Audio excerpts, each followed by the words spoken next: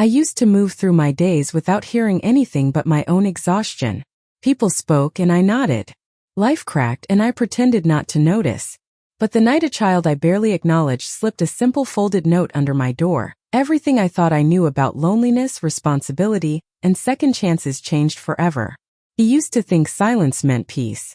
That if a house stayed quiet long enough, it meant he was finally doing something right.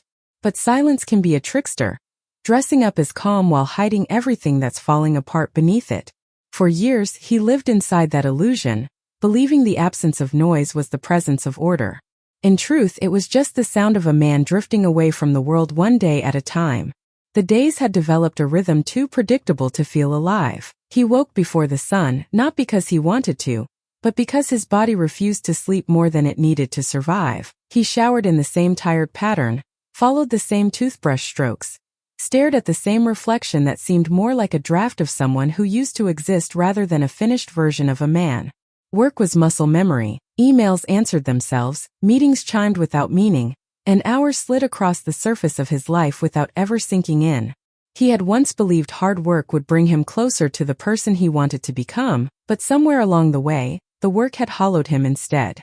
Days turned into months, months into years, and the man he imagined he'd become stayed stuck in a different lifetime, the one where his wife still cared, where he still understood his own heart, where he wasn't walking around with the weight of conversations that had been postponed so long they had rotted into silence. In the building where he lived, families moved like small storms, children laughing in the hallways, doors opening and closing with impatience, mothers calling out reminders and warnings, fathers juggling grocery bags in tired evenings. He heard them sometimes when he walked back at night. He respected the distance, slipping into his apartment like someone afraid of being witnessed. Somewhere along the way, he had grown allergic to connection, avoiding eye contact in elevators, stepping aside in stairwells, nodding politely without letting anything reach inside. And then there was the girl next door. She was quiet the way children usually aren't. No loud footsteps, no tantrums echoing off the walls. Just a presence, a soft, almost invisible thread in the corner of his mornings. He'd see her sometimes waiting by the mailbox, gripping a backpack too big for her shoulders. Sometimes she held a book open the way children do when reading is less about understanding and more about escaping. She never greeted him first. She waited to see if he would smile or nod or acknowledge her existence. Most days he didn't. Not because he disliked children, but because he'd grown unfamiliar with the idea that someone could look at him without wanting anything. Her mother worked 2 jobs, and exhaustion had settled into her posture like a permanent shadow. He noticed the way she hurried past him, the way He noticed the way she hurried past him, the way shame softened her tone whenever they crossed paths, as though she feared judgment for simply trying to keep her life from unraveling. He never judged, but he also never offered anything else. He had built a private kingdom out of isolation, and convinced himself he was protecting everyone by staying in his lane. The girl, though, she kept appearing in places where life still had meaning. Sitting on the apartment steps drawing shapes in a notebook. Reading under the dim yellow hallway light when her mother arrived home late. Whispering encouragement into a small dying plant left outside their door, as though she could coax life back into it with enough gentleness. He saw these things in passing, always from the corners, always from a distance. He didn't know her name. He didn't know her age. He didn't even know if she recognized him beyond the man who rarely spoke. Then life took its usual downward tilt. It began with an email from his manager, one that pretended to be kind but carried the cold weight of uncertainty. Restructuring, they called it. Reassessment of roles, they said. Words designed to soften the punch while still letting it hit. He should have felt panic or anger or even fear. Instead, he felt nothing. Just a familiar emptiness stretching a little wider. He responded with a polite acknowledgement and went back to his tasks, though his eyes hovered on the screen long after the words disappeared. Around the same time, the nights grew heavier.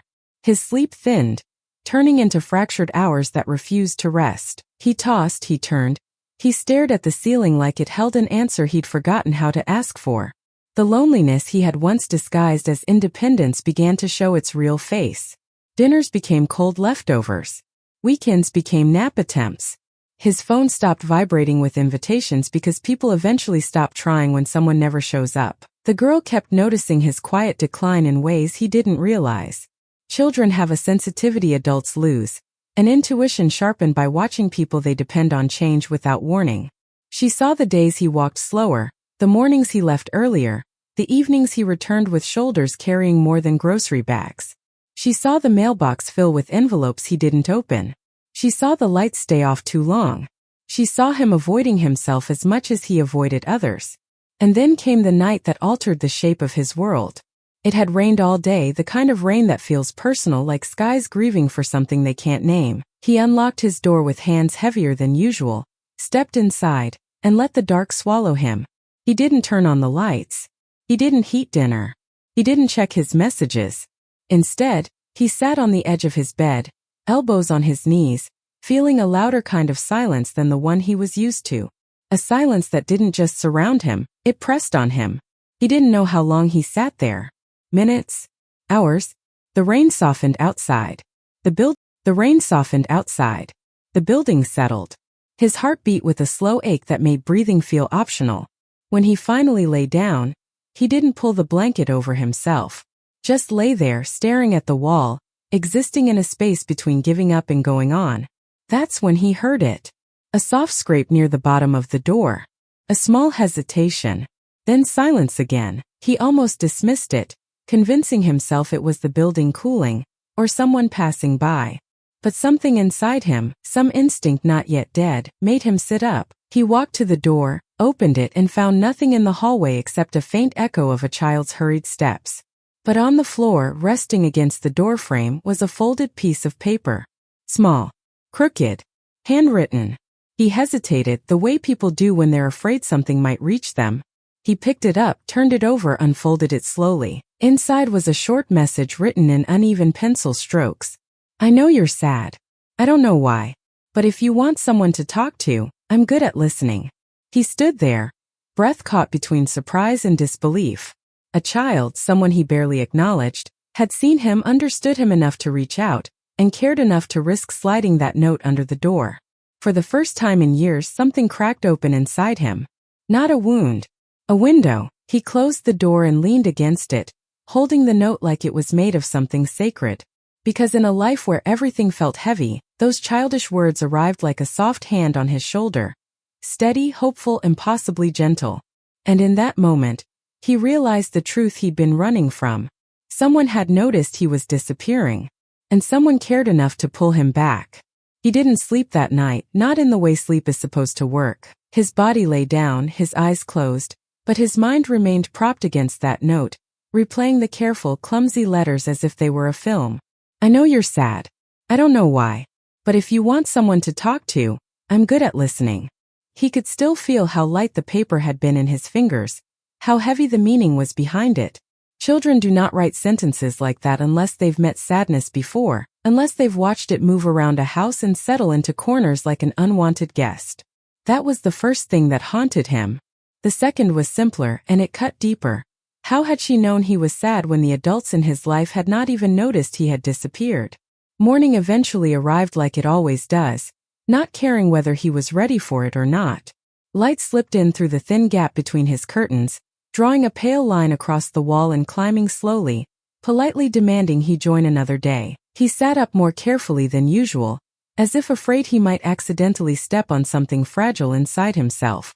The note was still on the nightstand where he'd left it, smoothed out, no longer folded, as if straightening it could help him make sense of it. He read it again, and time the last sentence stared back at him like a question he couldn't sidestep.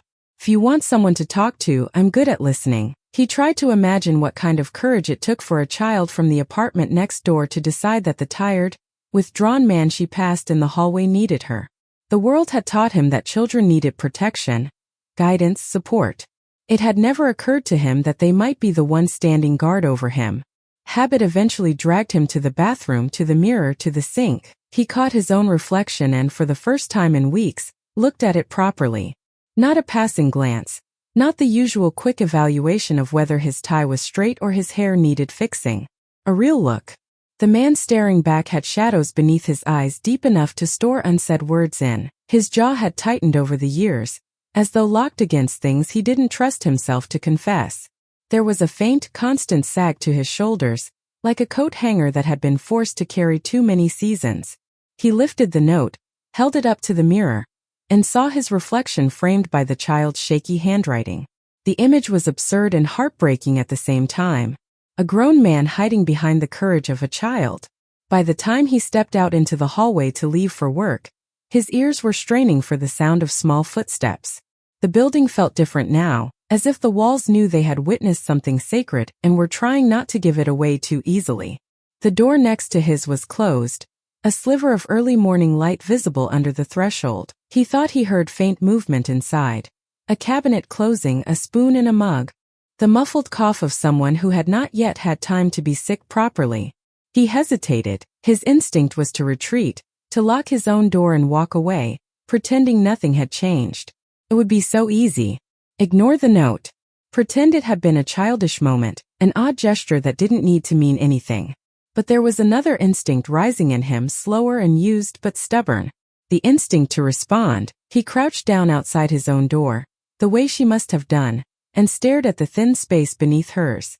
Felt strange to be here at this level in this posture. He realized, with a twist of shame, that he could not remember the last time he had lowered himself for anyone. The world had taught him that success meant standing tall, walking quickly, never lingering where you weren't paid to be. Now here he was in a wrinkled work shirt, kneeling in a hallway like someone about to pray. He didn't have paper with him. His briefcase was inside. His phone was a step away. Yet something stopped him from sliding an email-style response under the door, full of sentences that sounded professional and distant. This wasn't a meeting. This wasn't a client. This was something that demanded clumsiness. He went back into his apartment, rummaged in a kitchen drawer until he found an old notepad from some corporate training he barely remembered attending. The logo on top looked ridiculous now, all sharp lines and hollow slogans. He tore off a blank sheet and sat down at the small table he usually used only for bills and takeout containers. His pen hovered. How do you answer a child who has already said more in 3 lines than he'd said to anyone in months? Thank you felt insufficient. Sorry felt loaded with too many other things. He tried to write something once, crossed it out, tried again. Finally he wrote, "Sometimes adults forget how to talk. But I read your note. And it helped. Thank you for noticing me." He stared at that last sentence. Thank you for noticing me. It felt strange, almost embarrassing, but also truer than anything he'd written in years. He signed it with just his first name. Not Mr. Anything. Not a title. Just the name he'd been given at birth, before work and failure and regret had piled on top of it. He folded the paper, hands a little unsteady now, and stepped back into the hallway. The building was still half asleep. A television murmured somewhere far down the corridor. The distant clink of dishes drifted up from a lower floor. His neighbor's door remained closed, the paint at the bottom chipped from years of being pushed by shoes and bags and strollers. He slid the note under the door, the way she had, and felt his heart jolt when the paper disappeared from his fingers. It wasn't a grand gesture. No one applauded. No music swelled. But there, in that quiet exchange of paper and courage, something in him shifted. On the way to work, the city looked almost unfamiliar. The same buses groaned along the streets, the same pedestrians hurried across crosswalks, the same barista at the corner coffee shop scribbled names on paper cups. Yet he felt as if someone had wiped a thin layer of dust off the world. Colors were a little sharper. Sounds a little clearer. He caught himself noticing things he'd tuned out long ago. The way a woman adjusted her child's hat against the wind, the way a teenager held open the door for an older man carrying too many grocery bags, the way a dog paused at the curb and looked back to make sure its owner was keeping up. At his desk, time resumed its slow trickle, but his mind kept drifting back to the thin line of light beneath the neighbor's door. Did she find the note? Had she read it? Did she understand it? Maybe he thought it didn't matter. Maybe the point wasn't whether she read it, but that he had answered at all. Still, he checked his phone more often than usual, as if expecting something impossible, like a text from a number he didn't have, full of misspellings and sincerity. Nothing came. The day wore on. The restructuring email turned into a meeting invitation. The meeting turned into a presentation full of polite phrases that all meant the same thing. No one's place is guaranteed. He listened to colleagues ask careful questions, watched managers offer careful non-answers, and realized with a dull clarity that he had built his entire grown life on sand that someone else owned. Walking home that evening, exhaustion clung to him in a different shape. It wasn't just about work anymore. It was about everything he had forgotten to nourish, his friendships, his own soul, the thin connections that keep us from falling through the cracks. He reached his floor with that heaviness on his back, but as he approached his door, something else awaited. There, on the floor between his doormat and the neighbor's, lay another folded piece of paper. This one was pink, the cheap kind you get from school notebooks. A small heart sticker tried and failed to hold one corner shut. He felt his chest tighten with a strange mix of apprehension and tenderness as he picked it up. Inside, written more neatly this time, like someone had sat down and really tried, were the words, "I read your note. Adults don't have to be good at talking. They just have to be honest. If you're sad because of work, my mom says jobs can be mean. If you're sad because you're alone, you're not alone anymore. We share a wall." He laughed, but it wasn't the bitter sound he'd grown used to. It was small, surprised, almost shy. We share a wall. What a simple, profound thing to say. To her, the solution was obvious. If two people share a wall, they share something whether they like it or not. That night, he turned his television off earlier than usual. He moved his chair closer to the wall they shared, the one between his living room and hers. He didn't know why. Maybe it was a way of sitting closer without intruding. He heard faint sounds through the plaster, pots being moved, a chair scraped against the floor, the hum of a cartoon theme song. The soundtrack of a life he had never really allowed himself to notice. He thought about his own childhood then, uninvited, the way memories often arrive.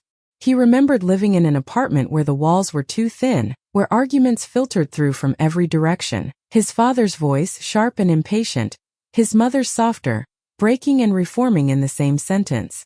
He remembered hiding under blankets at night, wishing someone would knock on his door and ask if he was okay. No one came.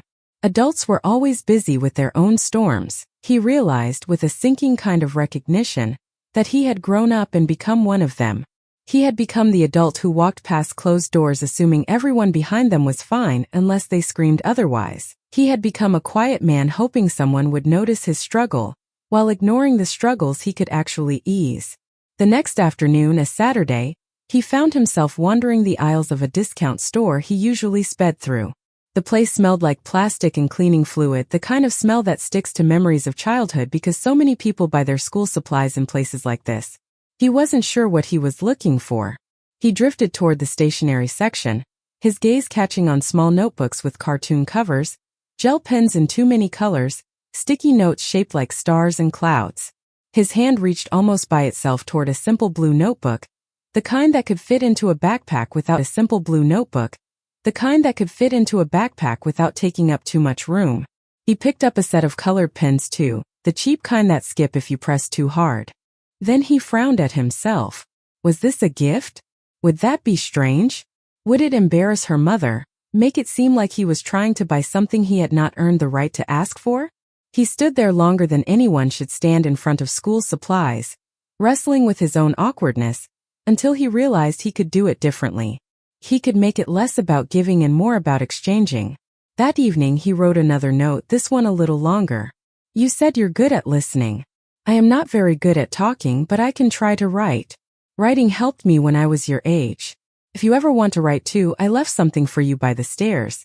Only if your mom says it's okay. He signed it again with his first name, then hesitated, added a tiny crooked smiley face at the end, and immediately felt ridiculous. But he left it like that. Vulnerability, he decided, often looks a little clumsy. He taped the note gently to the shared wall, just above the floorboard on his side. Then he stepped out into the hallway, heart thudding more than it had during any work presentation that year, and placed the blue notebook and pens on the little radiator ledge by the stairs. It was a neutral zone of sorts, a place where neighbors left things they didn't mind others taking. Sometimes it was grocery coupons. Sometimes it was old magazines. Today it was a quiet invitation. He didn't wait in the hallway. He knew that would be wrong. Instead, he returned to his apartment and sat on the couch, book in hand, eyes not really reading. Minutes passed. The building creaked a little in the twilight. A door opened somewhere. Childish footsteps padded down the stairwell, then stopped. Silence. Then the small sound of something being lifted, nylon bag rustling, hurried steps retreating. A warmth spread slowly through his chest, a kind of shy pride mixed with relief. She had seen it. She had taken it. That was enough. Over the next week, their strange conversation continued. Not through open doors, not through spoken words, but through notes passed under wood and against plaster. She wrote that her name was Hannah, that she was 10 turning 11 soon, that she loved stories more than almost anything, except maybe pancakes. She said her favorite subject in school was the kind where the teacher lets us read by ourselves. She said sometimes it was hard to sleep because her brain kept thinking about things she couldn't fix, like money and grown-ups and the way some kids at school laughed at the holes in her sneakers.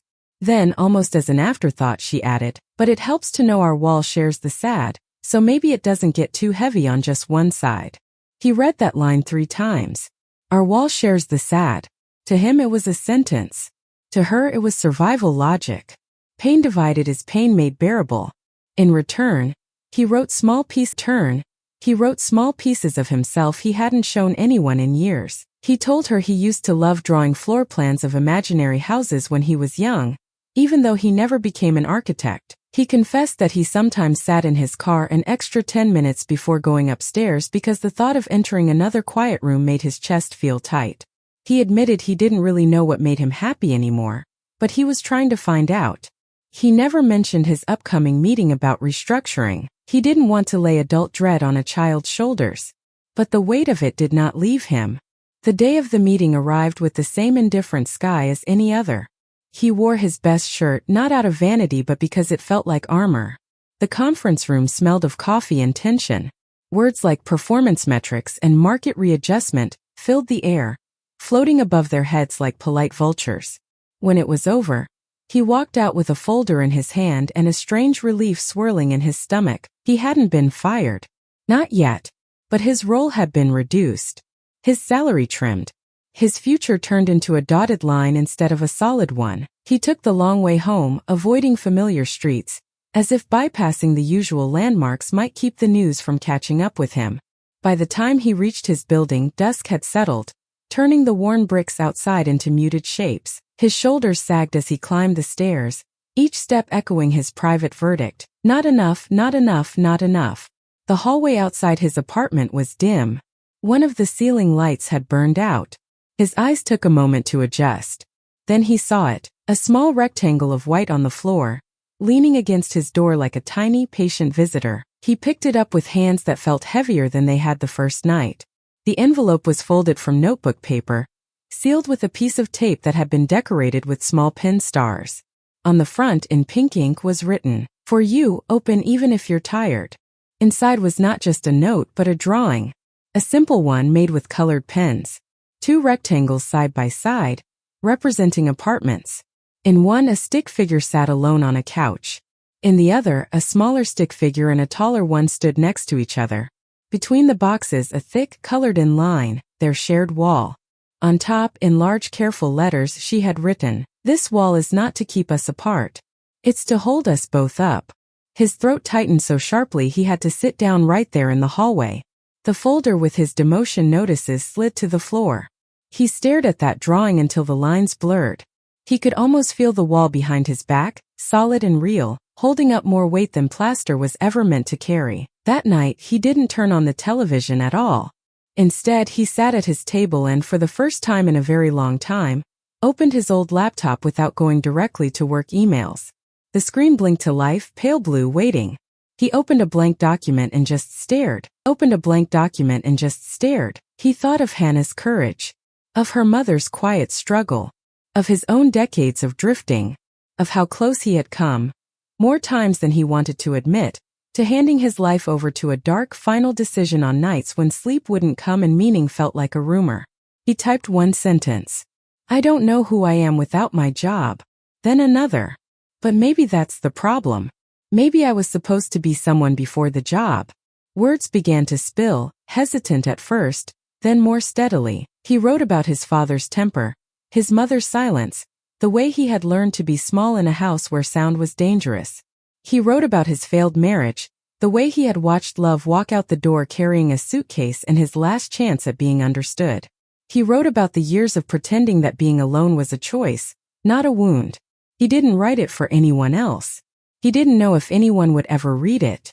But in the act of putting those things into sentences, of seeing them on a screen, he felt a strange detangling happening inside his chest, like someone carefully running fingers through knotted hair.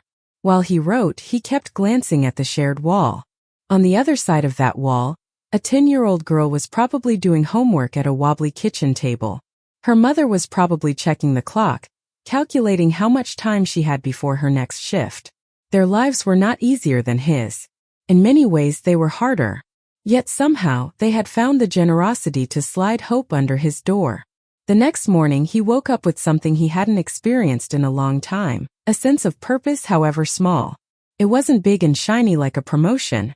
It was simple and quiet. He wanted to answer her drawing properly. He spent too long choosing his words, as adults often do when trying not to sound foolish. In the end, he folded the computer away and went back to pen and paper. "You're right," he wrote. "The wall is holding us both up. Thank you for reminding me I'm not the only one leaning on it. Yesterday, something difficult happened at work. I thought it meant I was failing.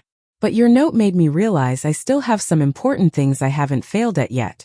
Like being kind. Like noticing other people. Like saying thank you."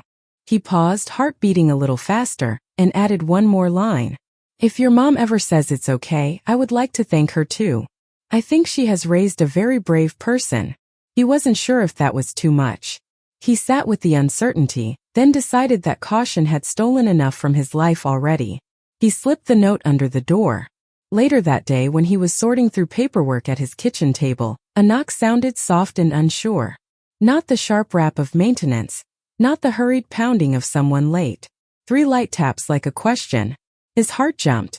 For the first time since their paper correspondence began, he wondered, was this finally put a face to the handwriting?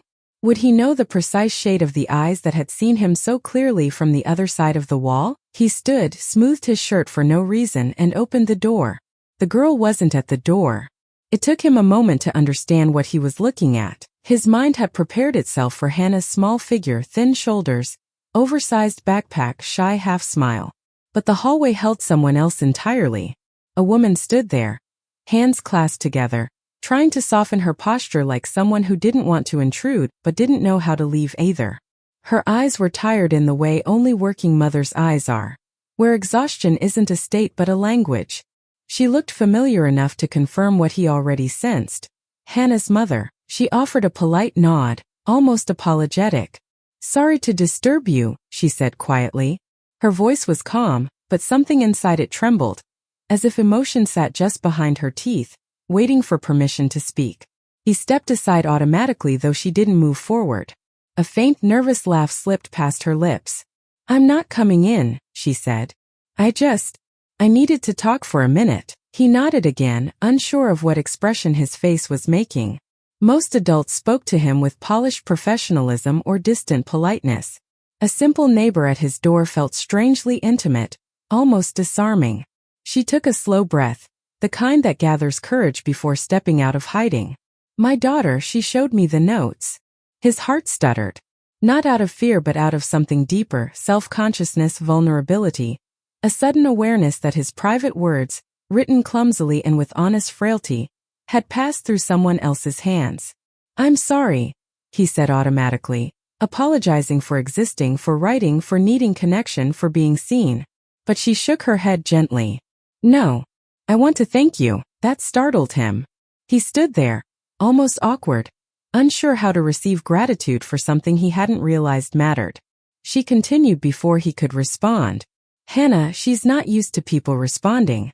She talks a lot, but mostly to herself or to me. When you wrote back, she lit up in a way I haven't seen in a long time." The woman paused, hands tightening. "And I didn't know how to feel about it at first. You're a stranger. A grown man. The world teaches us to be careful about that." He nodded slowly. "Of course. I understand."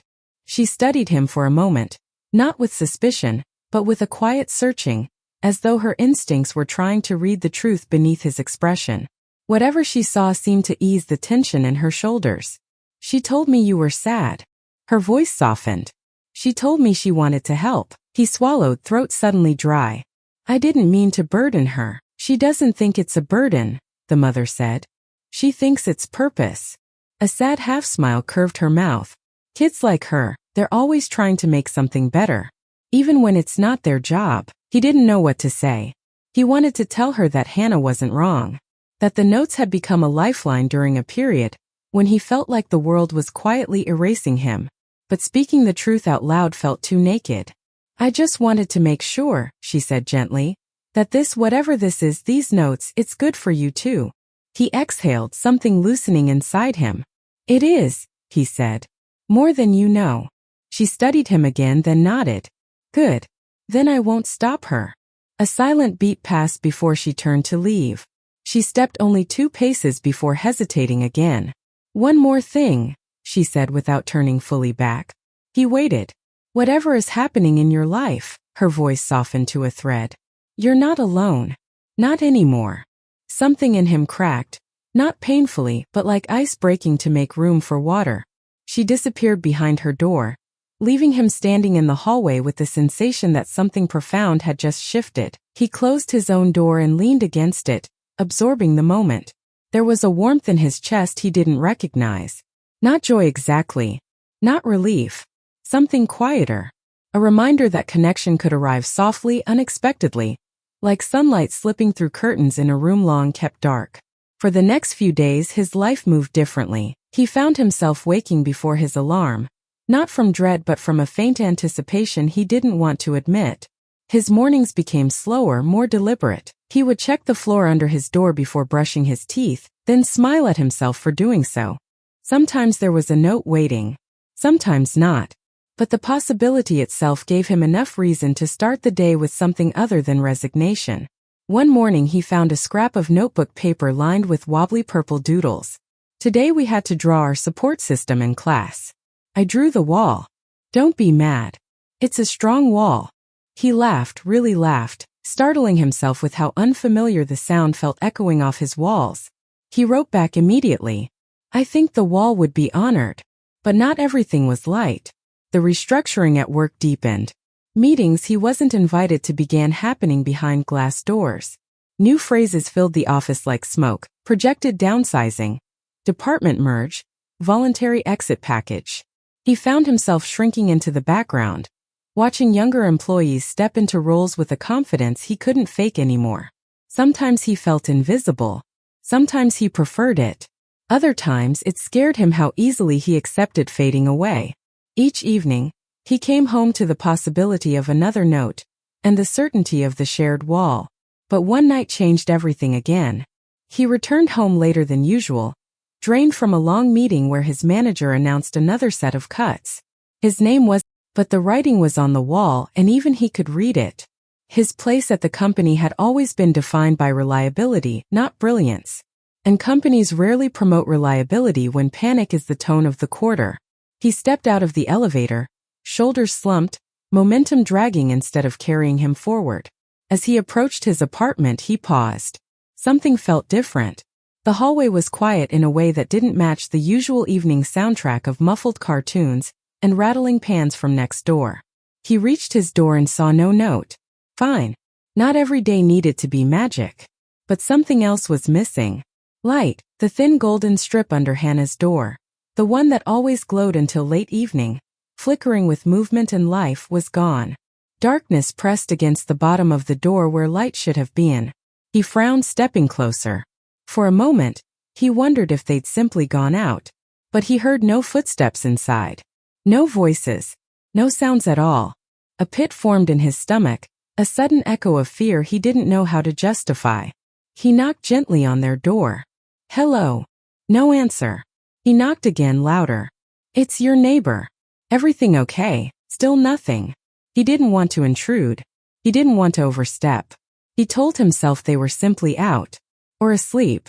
Or listening to something too loud to hear him. But then he saw it, taped crookedly beside their door frame. A small slip of paper, half torn, fluttering with the draft of the hallway. He peeled it off carefully. It wasn't addressed to him. But he recognized the handwriting instantly, sharp, urgent, pressed hard against the page. His breath tightened as he read the words, short and uneven. "We had to leave fast. Don't worry about us. I'm okay. Thank you for the wall." That was all. No explanation. No details. No return date. Just goodbye disguised as reassurance. He stood there far longer than anyone should stand in front of a stranger's door, holding the note like it was losing warmth by the second. He felt the world tilt, not dramatically, not with theatrics, but in that quiet, merciless way life shifts when something you didn't realize mattered becomes abruptly unreachable. He walked into his apartment and closed the door behind him. For the first time in months, the silence wasn't gentle or comforting. It was the kind that takes a seat beside you, intrusive and cold. He sat on the floor, back against the shared wall, a wall now supporting only one side. He pressed his palm against it, remembering her drawing, remembering her words, remembering the nights he had leaned on it without knowing she was doing the same. He whispered into the plaster, knowing no one was listening. "You didn't have to go." But life rarely waits for people to decide what they need. It moves forward, dragging everyone. The hallway remained still. No footsteps. No laughter. No low hum of evening routines. The doormat outside their door gathered dust in a way that made time feel heavy. He found himself staring at it whenever he passed by, the way someone stares at an empty seat that used to hold a familiar presence. Work continued its downward spiral. He was given fewer projects, fewer responsibilities, fewer reasons to feel capable. He stopped eating lunch with coworkers and instead sat alone in the break room, pretending to read articles on his phone when really he was just scrolling to avoid thinking. Hannah's absence gnawed at him, not because she owed him anything, but because her presence had become a thread pulling him back toward himself. And now that thread had snapped. One afternoon, as he sat among half-folded laundry, something in him unraveled. He felt the weight of every year he had endured rather than lived. The years of burying feelings. The years of retreating from people who cared. The years of pretending isolation was strength instead of surrender. The apartment felt darker than it should have been. Smaller. Heavier. He reached for the drawer where he kept the notes. The envelope he had stored them in trembled slightly as he pulled it out. He spread them across the coffee table, every folded scrap, every crooked line, every little drawing where joy fought against sadness and won. He read them slowly, letting every word settle into him. "You're not alone anymore. We share a wall. The wall is to hold us up. Open even if you're tired." He held the last one, the abrupt farewell, between his fingers for a long time. Its edges were sharper somehow, like it had been torn away from safety too quickly. He didn't cry. He didn't break. But something inside him shifted with a finality he couldn't ignore. For the first time in a long time, he realized he needed to change the direction of his life. Not because he'd been fired. Not because he'd been lonely. But because a child had seen him slipping and had tried to pull him back, with notes, with drawings, with courage. And she had done it alone. It was his turn now. He didn't know where they had gone. He didn't know why they had left. But he knew one thing. He could not go back to the man who lived quietly until life decided for him. Something had to change. He stood up slowly, the apartment echoing around him with a kind of emptiness that demanded movement, demanded action, demanded a different version of himself. Act 3 closed on a single quiet truth settling in his chest. He had spent too many years waiting for meaning. Now it was his turn to go looking for it. Emotional escalation. Long-form, immersive narration in Voices of Truth style. Days have a way of stretching when something important is missing. They elongate around absence, creating pockets of empty time that feel wider than they should. That's what the next week became for him. A slow loop of quiet mornings, tired evenings, and a hallway that no longer carried the soft echoes of a child's life.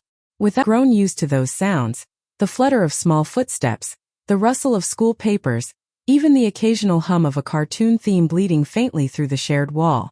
Now the silence pressed heavier, pooling in corners, clinging to the air like dust. He found himself listening for things that did not return. A laugh, a question, a soft knock, the scrape of a pencil against paper. All the tiny signs that let you know a life is happening just beyond your door. But the wall, once warm with shared presence, felt cold, almost foreign. It no longer held anyone up. It divided instead of belonging to both sides. One evening, unable to stand the stillness, He left his apartment without a destination. He walked through the city as if pacing through an old memory that had lost its brightness. Streetlights flickered weakly against the wet pavement. Cars passed like sighs. Buildings stood tall and indifferent, windows lit with stories he would never be part of. He passed a park bench where two teenagers shared headphones, laughing at something small. A dog tugged its owner toward every scent. A couple argued softly under an umbrella but held on to each other anyway. Everywhere he looked, people were tethered to something, someone. And he felt like a man who had cut his own ropes long ago, and now wondered why the wind moved him so easily. He turned down a smaller street lined with old trees and a bakery still open despite the late hour. He didn't buy anything. He didn't need to. He just stood outside, watching strangers through the window, families sharing pastries, friends leaning over tables, one woman taking small bites of something warm while reading a paperback. They were living scenes he once believed he didn't need. Now he found himself aching for the simplicity of belonging. When he returned home, the hallway felt unbearably empty again. He paused outside Hannah's door, listening, hoping for even the smallest hint of life. Nothing answered. He placed his hand flat against the wall, feeling the faint vibration of pipes behind the plaster.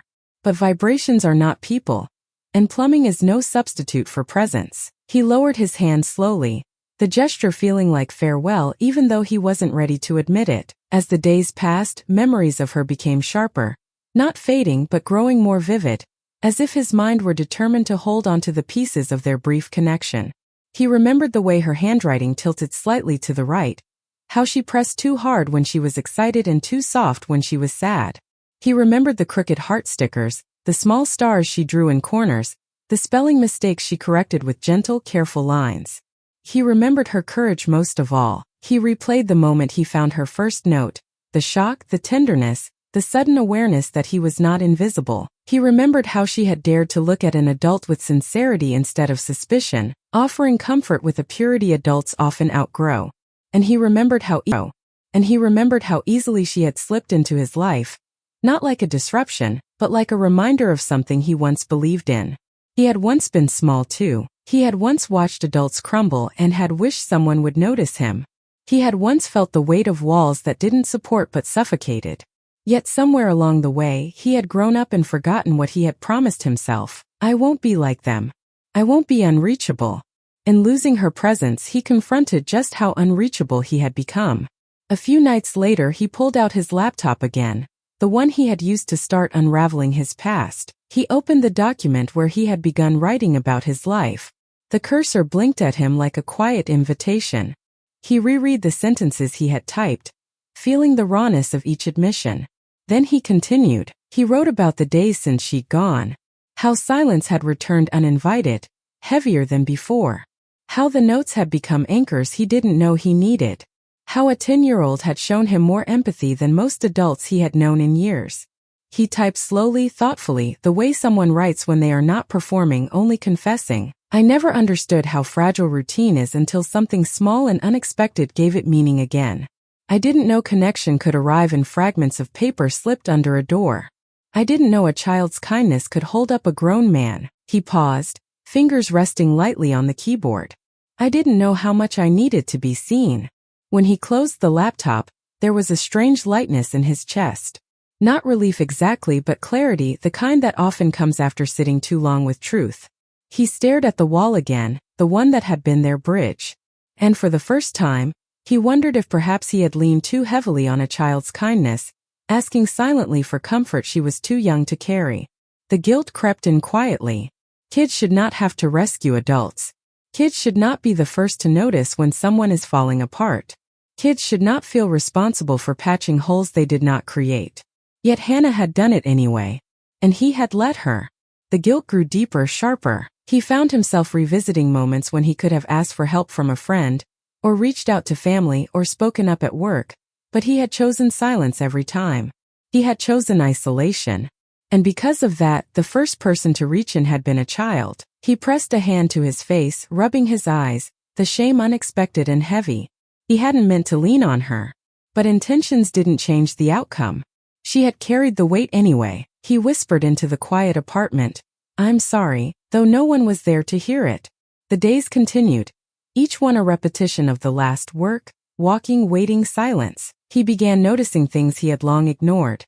The peeling paint near the elevator button, the loose tile near the mailbox, the way the hallway light flickered every few minutes. Small imperfections that people who feel alive often overlook. But people who feel lost notice everything. Because everything becomes a reflection of themselves. One Saturday morning, restless and unfocused, he walked to the building's laundry room to wash his sheets. The room was humid, the air thick with detergent and the metallic scent of machines in constant use. He loaded the washer slowly, methodically, the way someone performs tasks when they're trying to anchor themselves.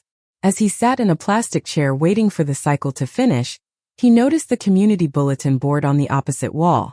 He had seen it dozens of times but never paid attention. Today, a small piece of lined paper caught his eye, not because of what it said, but because of the handwriting.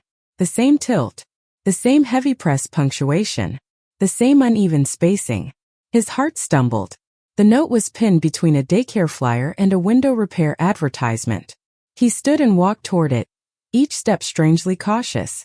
The paper read, "Lost cat. He's gray and scared of loud noises. If you see him, please tell front desk." A crooked heart sticker sat in the corner. He didn't know if the cat was real, but the handwriting was unmistakable. She had written it, and she had been here, this bulletin board, before she left.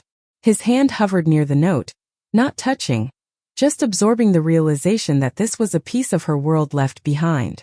A trace, a clue, a reminder.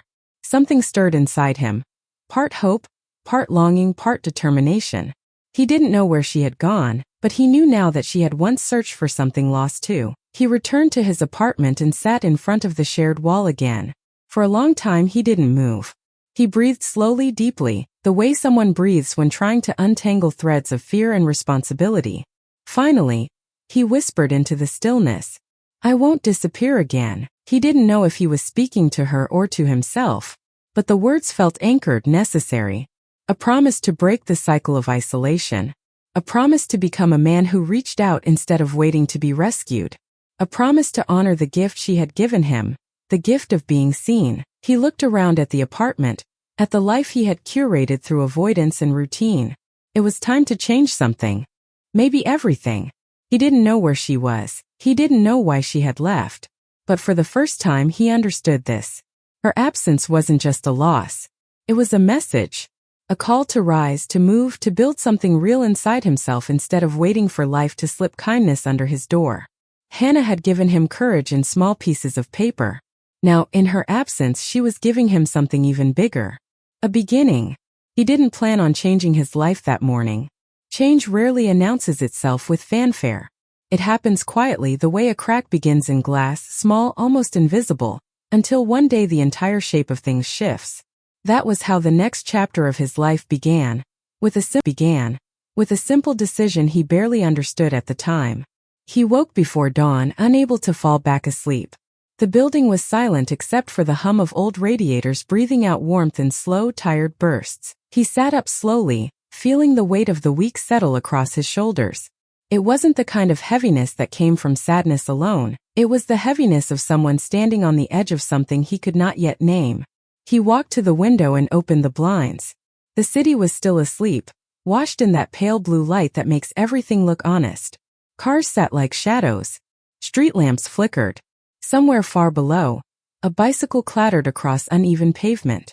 A fragile stillness hung in the air, fragile enough to break if he breathed too deeply. He pressed a hand against the cool glass, letting the cold sting against his skin. It grounded him. And then something inside him whispered, a quiet, stubborn truth. You can't go back to who you were before her. He didn't know what it meant fully, but he knew it was right. Something had set itself in motion, and stopping now would be like trying to swallow back a confession after speaking half of it. He got dressed, not for work, not for errands, but for movement. For forward motion. He put on comfortable shoes, grabbed his keys, and stepped into the hallway. For a moment, he paused outside Hannah's door again, not hoping this time, but honoring. He let his fingers brush the doorframe once, gently, like closing a chapter he wasn't ready to let go of. And then he left the building. The air outside was cold. the kind of cold that wakes the bones. He slipped his hands into his pockets and walked with no destination in mind. The city stretched out before him like an unfinished story. He passed early morning joggers, bakery workers lifting metal grates, delivery trucks coughing out exhaust, street sweepers pushing the night's debris into tidy piles. He walked until his breathing steadied and his thoughts aligned. With each block, he felt something loosening. An old fear, an old habit, an old version of himself he had carried like a silent burden. He found himself wandering toward a neighborhood he hadn't visited in years, a place he used to frequent when he still believed life held possibilities instead of routines. The old bookstore was still there. The last time he had visited, it had been overflowing with mismatched shelves and stacks of used novels leaning precariously like old men refusing to fall. He walked inside now, greeted by the bell on the door and the faint smell of dust and paper. The place looked smaller than he remembered, but maybe the world had simply grown bigger in the years he'd shrunk himself. He wandered through aisles filled with stories other people had lived, worlds other people had built, lessons other people had learned. He ran his fingers along spines, feeling the imprints, the weight of pages, the whispers of lives captured in ink. He thought of Hannah, of her new notebook, of the way she believed writing could help her make sense, of things.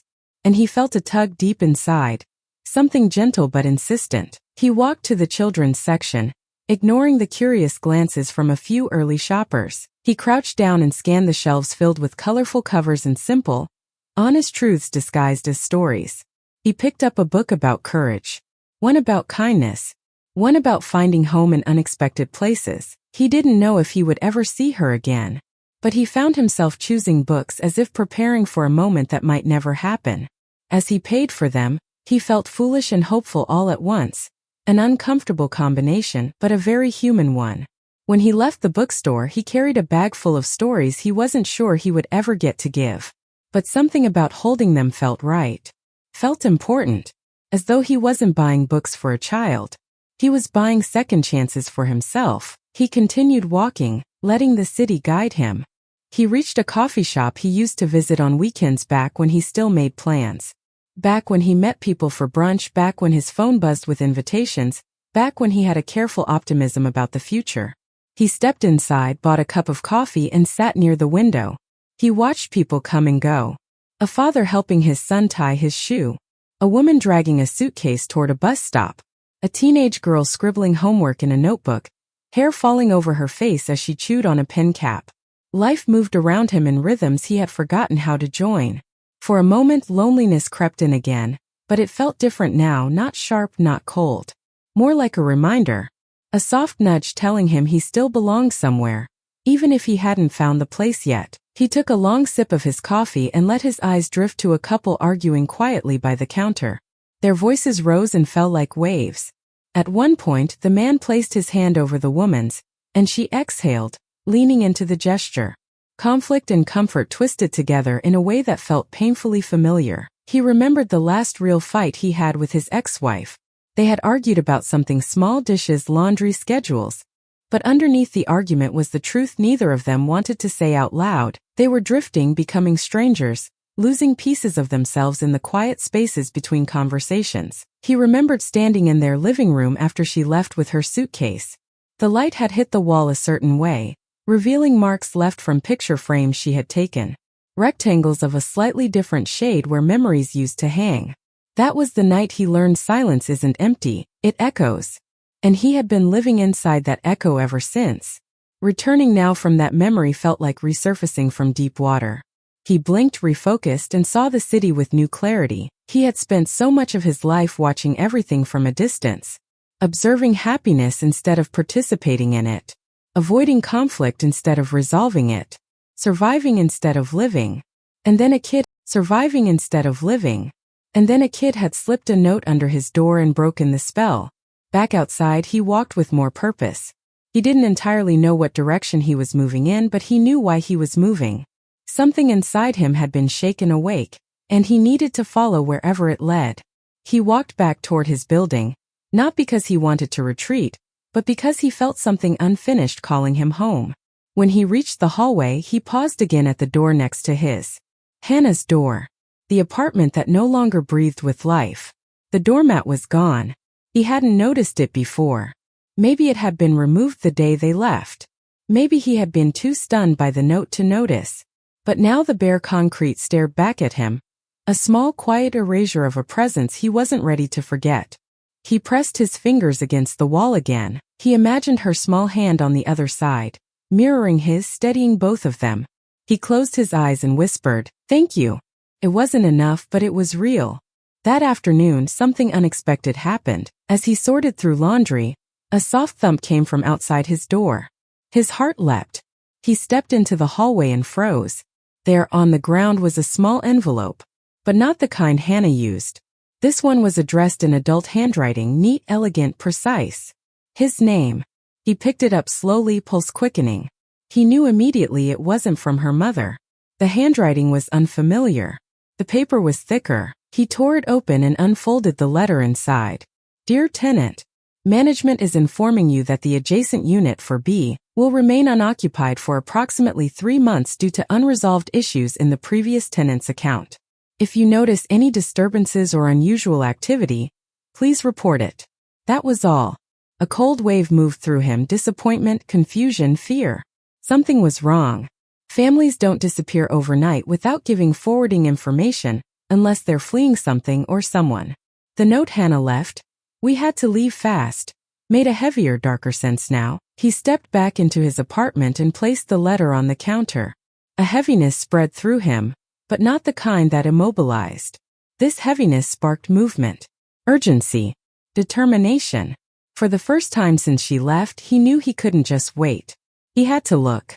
Not out of saviorism, not out of obligation, but out of connection, out of gratitude, out of the belief that when someone pulls you back from the edge, you don't just stand there silently. You step forward. He sat down at his table and pulled out his laptop again. Not to write this time, but to search. He began with simple things, local resources, tenant records, building management forms. Then he dug deeper, looking up assistance programs, neighborhood shelters, temporary housing listings. Anything that where a struggling single mother might seek help if forced to leave quickly. Hours passed. The sun shifted across the room, throwing long shadows that reached across the floor like slow-moving fingers. He didn't stop. Not because he expected to find her immediately, but because searching felt like a way to keep the connection alive, even if only in motion. He didn't find her. Not yet. But he found something else. Something unexpected buried in the city's community website, a list of outreach programs offering after-school support for displaced kids. One program in particular caught his eye, a small community center only a few blocks away. He clicked through photos of volunteers reading to children. In one picture, a girl sat in the corner holding a notebook with a familiar blue cover. His breath caught. It wasn't a clear shot. The angle was wrong. The lighting was bad. But the notebook looked exactly like the one he left by the stairs. The same shade. The same bent corner. The caption read, "New students settling in for story hour." He zoomed in, squinting, heart racing. The girl's face was turned slightly away, half hidden behind a volunteer.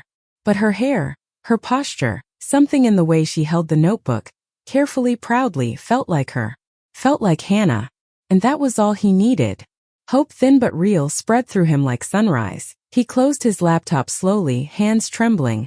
Not with fear this time, but with purpose. For the first time in months, he knew exactly what he needed to do next. Tomorrow, he would go to the community center. Tomorrow, he would see if that notebook belonged to someone he had not stopped thinking about. Tomorrow, he would take a step he had avoided his entire adult life. He would reach out. He sat back, exhausted but alive, feeling the shift inside him settle like a new heartbeat.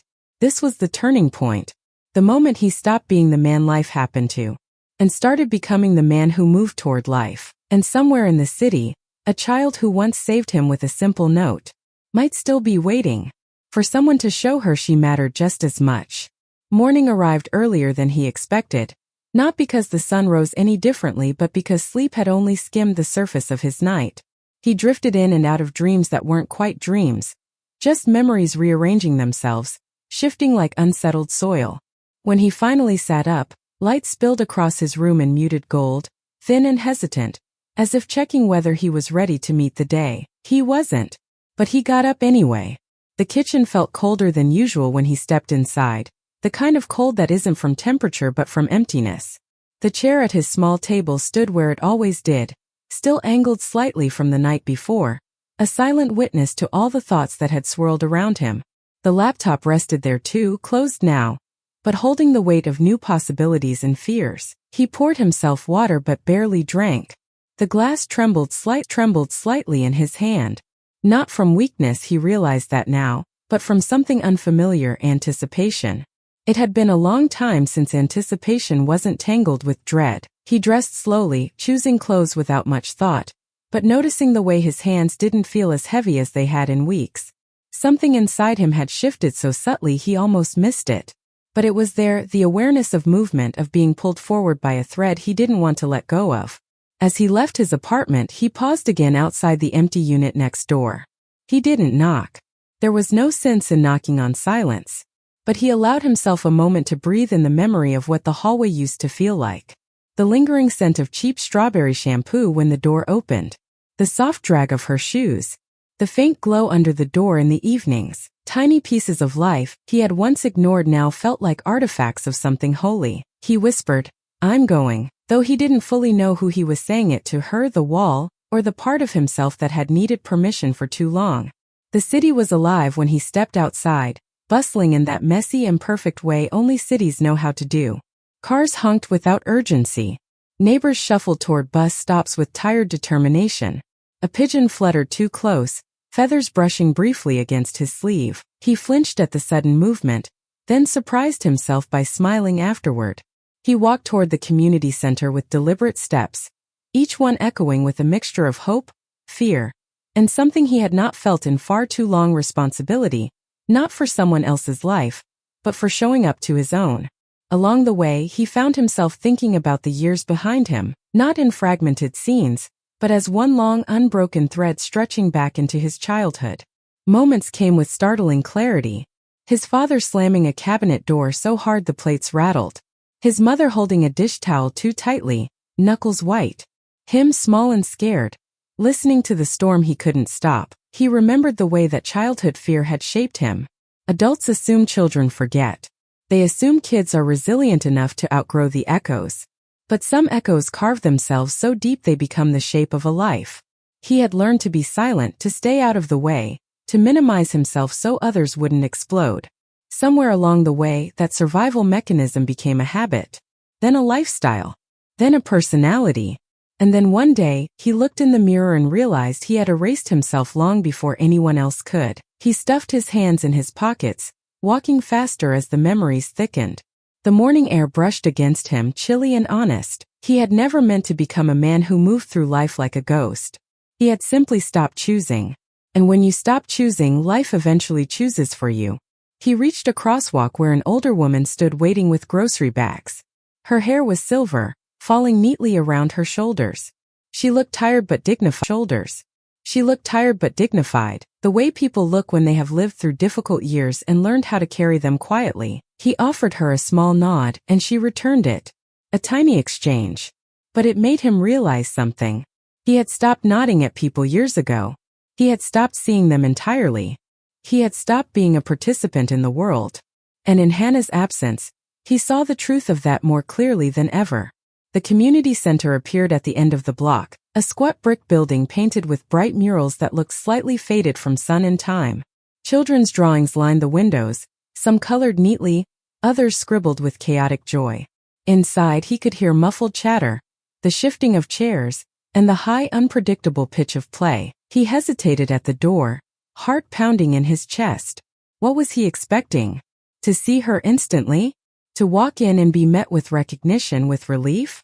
Life didn't work in cinematic shortcuts. He knew that. But the possibility, however small, was enough to make him feel suddenly vulnerable. He walked inside. Warm air greeted him, smelling faintly of crayons, old books, and instant soup. Volunteers moved around the room with casual grace, helping children settle into small groups. The place felt alive, messy, imperfect, loud, but in the way life is supposed to be loud. He stood near the entrance, scanning the room slowly. Faces, shapes, movements. None of them hers. For a moment, Disappointment hit him with more force than he expected. He tried to steady himself, taking in a slow breath as he approached the front desk. A woman with kind eyes and a high ponytail looked up from a clipboard. "Hi there," she said. "Can I help you with something?" He realized he didn't know exactly what to say. He didn't want to reveal too much. He didn't want to intrude, but he also didn't want to retreat. After a moment he asked, "I'm looking for someone who might be new here." "A girl. Around 10 or 11. The woman tilted her head. "We've had a few new students recently. Do you know her name?" His throat tightened. "Hannah," he said softly. The woman thought for a moment, then checked her list. "We do have Hannah who came in this week. But she's not here today." He closed his eyes briefly, not in defeat but in relief. She wasn't lost. She wasn't unreachable. She wasn't gone. She was simply not here today. The difference was monumental. "Her mother is handling some things," the woman continued. "She mentioned they're having a hard time, but we're helping however we can." He nodded. 1,000 questions rose inside him, but he swallowed them. He didn't need details of their struggle. He didn't need to pry. Knowing she was safe was enough. "Would you like to leave a message for her?" the woman asked. He froze. A message? What would he say? Would it confuse her? Would it comfort her? Would it whirling until the woman's gentle patience steadied him? He whispered, "Yes." She handed him a small note card. Blank. Clean. Expectant. He sat down at a nearby table where kids had left crayons scattered like tiny artifacts. He held the note card and felt the old fear rise. The fear of saying too much, of not saying enough, of opening himself again in a world that had rarely rewarded vulnerability. He pressed the pen to the card and wrote, "I saw your drawing again. The wall is still holding me up. I'm glad you're safe. Take your time. You're not forgotten." He stared at the message. Simple. Honest. Enough. He handed it back to the front desk volunteer, who smiled warmly. "I'll make sure she gets it." When he stepped back outside, the air felt different, softer somehow, as if carrying the remnants of children's laughter with it. He walked without rushing, without drifting. Each step felt intentional. He realized something on that walk home, something he had resisted admitting. He wanted to change his life, not because she needed him, but because he finally understood. He needed something too. He needed to matter. He needed to feel connected. He needed to belong to the world, to himself, to something real. His life had become a quiet room he never left. And now, for the first time in years, he found himself opening windows, letting light in, letting possibility breathe. When he reached his building, he didn't go straight inside. Instead, he stood on the sidewalk and looked up at the apartment windows stacked like tired eyes. He had lived here for years and never truly seen the place. Now he saw everything: the chipped paint around the entrance, the cracked step near the mailbox, the faded blue door of his unit, the stillness where her presence used to pulse. He climbed the stairs slowly and paused outside his hallway, listening, not for her but for himself. He could hear his own breathing. He could feel his own heartbeat. Inside his apartment, he placed the books he bought on the table. He didn't know if he would ever get to give them to her. But he placed them there anyway, not as gifts waiting for a recipient, but as symbols of a life he was beginning to build again. He walked to the shared wall and placed his hand there one more time. For memory. For gratitude. For the child who had unknowingly saved him. And for the man he was trying to become. Silence filled the room, but this time it didn't feel cold.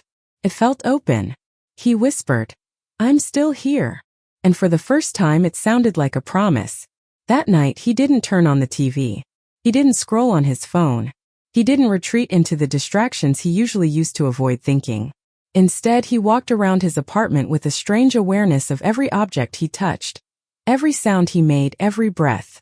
He stood in his living room, feeling the stillness wrap around him in a way that was more. It felt like the room had been waiting for him to finally arrive fully, not just physically but in spirit. He walked his fingers along the edge of his couch, noticing the uneven stitching he had never paid attention to. He paused by the window, watching a car's headlights carve brief paths of light across the walls. Everything ordinary suddenly felt like it belonged to a version of him he no longer recognized. And yet, this room was also the place where he'd fallen apart, where he'd swallowed disappointments in silence, where he'd stood on the brink of giving up on himself. He didn't look away from that truth anymore. He acknowledged it quietly, firmly, tenderly. He moved toward his bookshelf next. Not a tall shelf, not filled with impressive collections, just a modest unit with neglected books and mismatched trinkets. Books he once promised himself he'd read. A framed photograph of him and his ex-wife from years ago, partly hidden behind a stack of mail. He picked up the photograph. The two of them were smiling. Really smiling. Their arms around each other. In that picture he saw the version of himself he used to be. A man who dared to love, who believed in connection, who once allowed himself to be vulnerable. He studied his younger face as if trying to remember what that man felt like. He whispered, "Where did you go?" as though asking the photo, asking the past, asking himself. But he already knew the answer. Life didn't break him in one dramatic moment. It chipped him away slowly, quietly, in ways he didn't notice until he was more absence than presence. Still holding the photograph, he walked to the kitchen counter where a letter he had never opened sat beneath a coaster. He lifted it, realizing it was the last birthday card his mother sent him before she passed. He had opened the envelope but never brought himself to read the message inside. Not because he didn't care, but because he had grown so afraid of emotion that even love felt like a threat. He opened it now. The handwriting was delicate, almost fragile. She had written, "I know you're busy, sweetheart. I just want you to remember that you deserve people who make your heart feel safe." He pressed the card to his chest, throat tightening. He had forgotten that someone once believed that about him. He placed the card next to the books meant for Hannah. Not because he was drawing any comparison, but because both represented something he had lost and something he was rediscovering. Connection. Tenderness. Care. He moved next to the mirror, the same mirror he avoided most mornings. Tonight, he forced himself to look. Not with criticism, not with the automatic detachment he had mastered, but with honesty. He saw a man who had lived through years he didn't process. A man who had carried disappointment like second skin. A man who had mistaken survival for fulfillment. But he also saw something else now, something emerging, faint but real. Possibility. The man in the mirror wasn't beyond saving. He wasn't beyond changing. He wasn't beyond becoming someone he might actually like. He let out a shaky breath and whispered to his reflection, "You're trying." And for the first time it didn't sound like an apology. It sounded like truth. Exhaustion began to settle in. Not the heavy, hopeless kind, but the kind that comes from emotional release, like exhaling after holding breath for too long. He sat on his bed, the quiet of the room feeling different now, no longer a void but a pause. His eyes drifted to the envelope containing every note Hannah had ever given him. It rested on the nightstand like a sacred artifact. He lifted it, letting the soft papers inside shift gently. He unfolded one, the one with the thick colored-in line representing the shared wall, and he traced the line with his finger. He whispered, "I won't let it be for nothing." He placed the note down gently and lay back on the bed, staring at the ceiling. He felt the weight of years settling and shifting inside him. It didn't feel like drowning anymore. Felt like rebuilding. As he closed his eyes, a new thought entered his mind, one he hadn't allowed himself before. Maybe he wasn't meant to be invisible. Maybe he wasn't meant to drift. Maybe caring deeply, painfully, vulnerably wasn't a weakness. Maybe it was the path back to himself. Sleep came slowly, but when it arrived it wasn't the restless kind. It was the kind that pulled him under gently, like warm water cradling him for the first time in years. He dreamed, not of loss, not of loneliness, but of a wall standing tall, holding two sides up strong and steady. And on one side of the wall, someone whispered, "You're not alone." He didn't know whether the voice was hers or his own. It didn't matter. For the first time in a long time the voice felt true. When morning broke again, he opened his eyes with quiet clarity, something inside him finally anchored. He whispered to the room, to the wall, to the version of himself he was becoming, "I'm ready now." And this time the silence that followed felt like agreement. He woke the next morning with a feeling he almost didn't recognize at first. Not joy, not excitement. Something quieter, steadier. Like the first solid step after months of slipping on loose ground. A sense that he wasn't stuck anymore. That life had begun moving again, not fast, not loudly, but undeniably. The apartment felt different too. It wasn't that anything had changed physically. Nothing had been rearranged, nothing redecorated. It was him. He saw the space with new eyes, noticing the ways it reflected his inner life. The cracked mug by the sink, the untouched stack of mail, the dusty corners he'd ignored out of habit. Even the couch, once a place he retreated to numb himself, now looked like a monument to years spent avoiding his own heart. He moved slowly around the room, touching surfaces, straightening small things, letting his hands reacquaint themselves with the objects he lived beside, but it was like walking through a museum of his own absence. When he reached the shared wall, he pressed his palm against it again. Not out of longing this time, but gratitude. The wall wasn't empty to him. It was a reminder of connection, unexpected, tender, imperfect, real. He whispered a simple promise. I'm going to be better than this. Not perfect. Not heroic. Just better. He dressed and grabbed his keys, but instead of heading to work, he walked in the opposite direction. Something inside him insisted he needed a new rhythm, a new route, a new way of entering the day. The sidewalk was bustling with people on errands, children tugging backpacks, and elderly neighbors walking tiny dogs that seemed determined to lead the way. He realized how long he'd been shutting out these small worlds of ordinary life. And yet, here they were, vivid, unapologetic, alive. He found himself stopping at a small bakery he'd passed countless times. The place always smelled like warm bread and cinnamon, the aroma drifting through the air even from outside. He stepped in, ordered something simple, and sat at a table by the window. It was nothing grand, just a quiet breakfast alone. But it was the first intentional thing he'd done for himself in a long time. He watched people outside the window, imagining the stories behind their hurried steps, their laughter, their tired shoulders. And for the first time in years, he didn't see them as a crowd he was separate from. He saw them as mirrors, people carrying invisible burdens, unspoken fears, small hopes. People trying. Just like him. When he finished eating, he took a slow walk toward the community center again. Not to search, not to cling, but simply to feel close to the possibility she was all right. He paused outside the center's old brick wall and listened.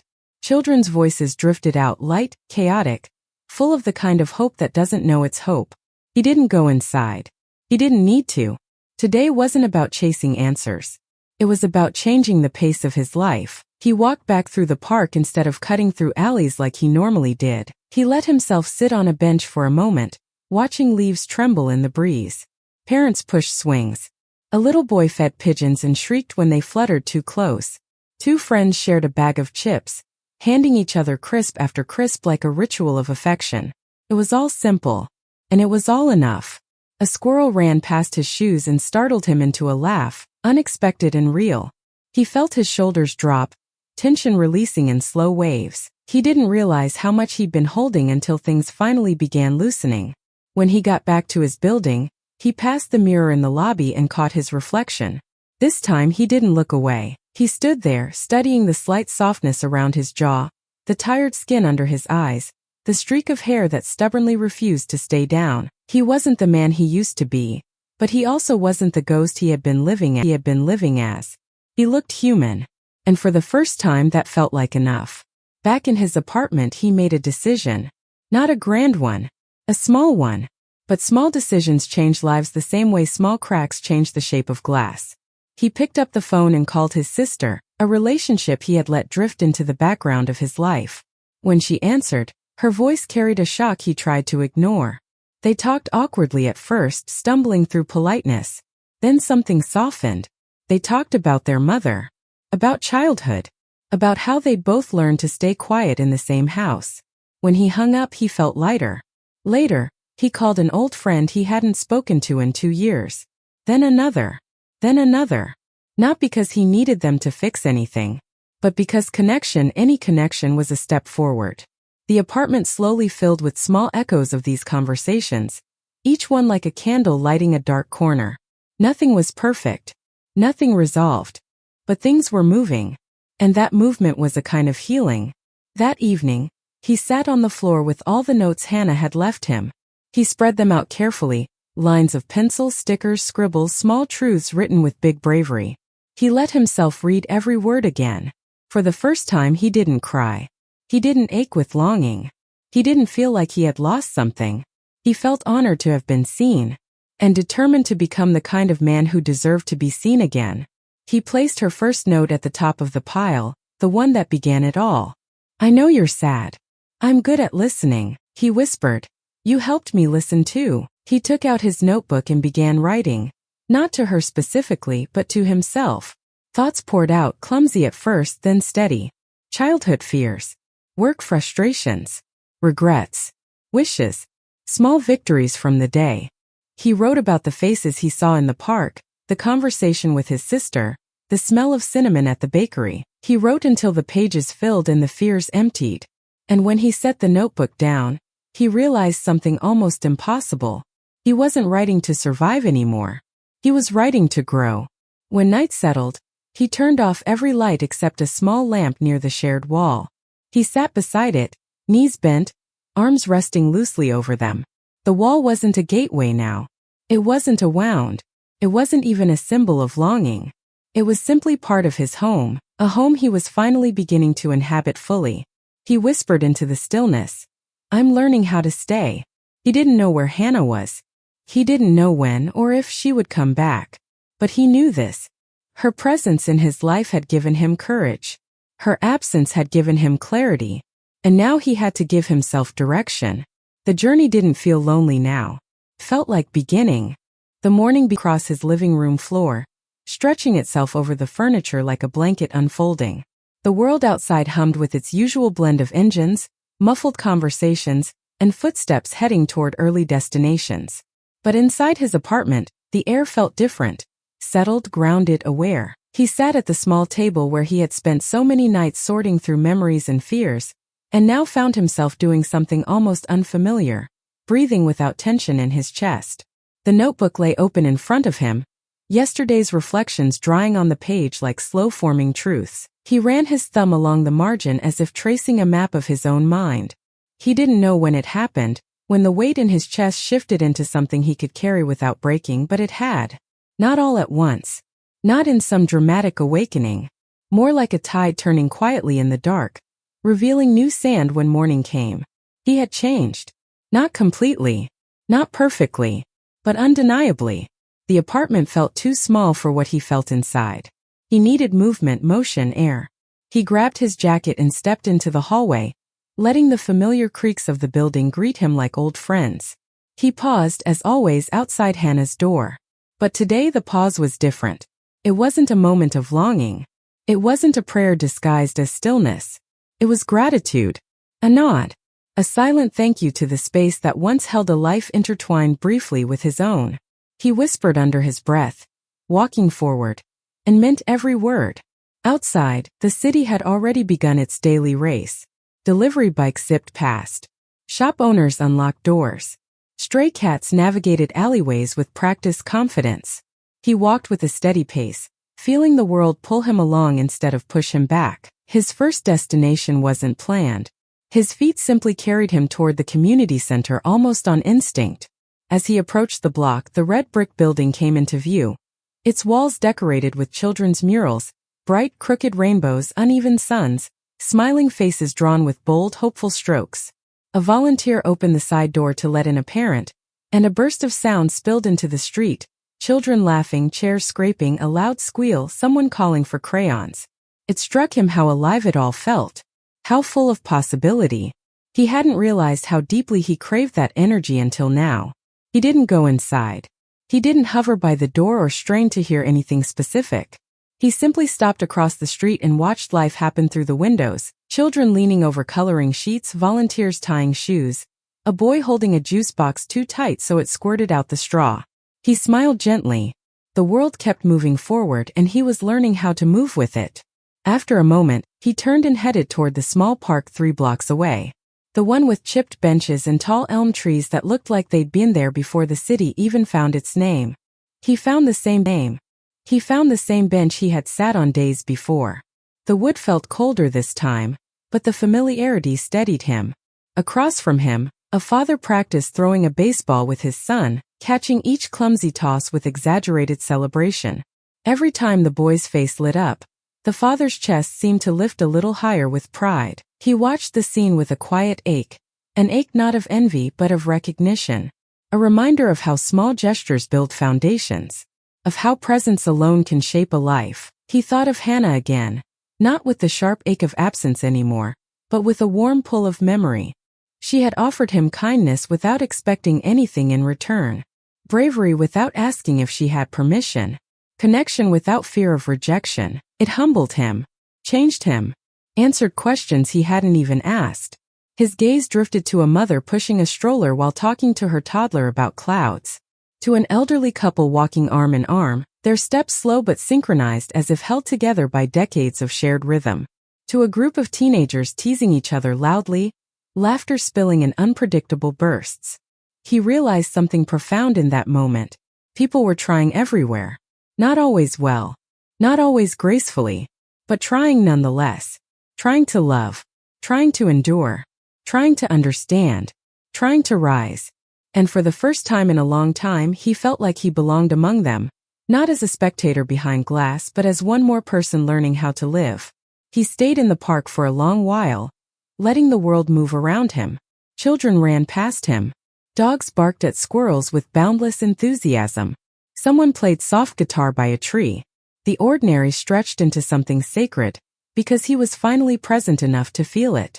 Eventually, he stood and made his way toward a cafe nearby. It wasn't one he had ever visited before, but the warm lights and the chalkboard sign offering cinnamon tea drew him in.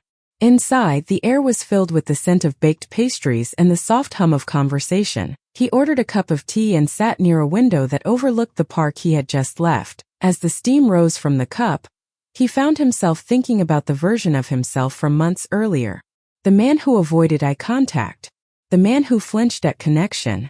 The man who believed he wasn't worth noticing. He whispered almost to himself, "You made it through." Not as praise, as acknowledgement. He took a slow sip of the tea, letting the warmth settle into him. The bitterness, the sweetness, the heat, all of it grounding him in the present moment. Then he reached into his bag and pulled out the notebook he had been writing in. On a fresh page, he wrote the date at the top, not because he wanted to track time but because he wanted to mark this day as part of his becoming. He wrote, "Today I'm not surviving. I'm participating." Then he paused, pen hovering. He let his thoughts settle, then added, "I'm learning how to be someone younger me needed, someone older me lost, someone future me can trust." He sat back, reading the lines again. They felt true. Not perfect, not tidy, but true. He lingered in the cafe, watching people come and go, feeling his own presence quietly growing among theirs. Something inside him had softened. Something different had taken root. After finishing his tea, he walked through the city with no rush, noticing how the leaves on the sidewalks looked like small, fallen sunsets, each one a shade of orange or gold. He stepped over a puddle reflecting the sky, and for a split second, he saw his own reflection, distorted by ripples but undeniably there. And he didn't look away. Back home, the afternoon light filtered into his apartment, casting warm patches on the floor. He sat down near the shared wall once again, not out of dependence, but out of respect for what it represented. He placed his palm flat against it, feeling the quiet strength of it. He whispered, "I'm doing the work," and something in him settled deeper. Then he did something he never expected to do. He straightened his apartment from corner to corner, not frantically, not obsessively, carefully. He dusted the shelves, folded clothes, wiped the mirror, opened the windows so fresh air could wash the space clean. It wasn't about tidiness. It was about reclaiming the world he had neglected. With every small action, he felt pieces of his identity clicking back into place, pieces he thought had been lost forever. He realized that healing wasn't a moment. It wasn't a dramatic breakthrough. It was this small acts of care repeated until they began to anchor him to himself again. By evening, the apartment felt new, as if the walls themselves exhaled. He sat on his couch, exhaustion settling into him gently. Not the drained exhaustion of emotional hiding. The good kind. The kind that follows effort, movement, growth. He leaned back, eyes drifting to the pile of books he'd bought for Hannah, the stories he still hoped to share with her one day. He didn't know if that day would come, but he knew he'd be ready for it. And then, just as the first stars began flickering outside his window, something happened. A sound. Soft. Familiar. Impossible. A small knock. Not at his door. At the wall. A single tap. Then silence. Then another tap. His breath caught. He wasn't imagining it. He knew the rhythm. He knew the softness. He knew the courage it took to knock like that. And just like that, the entire world tilted. He didn't move at first. Couldn't. The knock was so soft, so faint, that anyone else might have chalked it up to the pipes, or the building settling, or the hum of old infrastructure shifting in the night. But he knew better.